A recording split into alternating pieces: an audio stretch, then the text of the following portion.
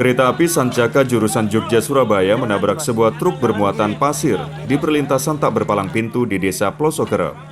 Kerasnya benturan membuat truk terbelah jadi dua dan terseret hampir 1 kilometer.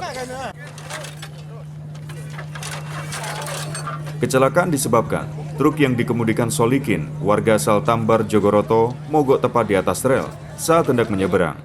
Selang beberapa menit muncul kereta api Sancaka dengan laju cukup cepat. Truk akhirnya tertabrak dan hancur lebur hingga terseret. Bangkai truk yang terjepit lokomotif sempat membuat jalur kereta api lumpuh selama 2 jam.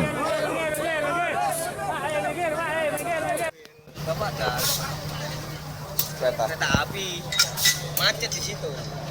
Macet super lari.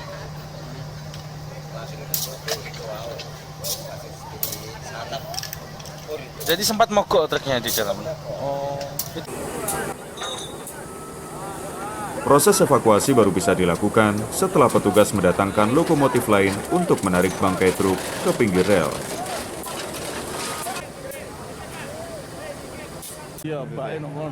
Tim Liputan, Jombang TV.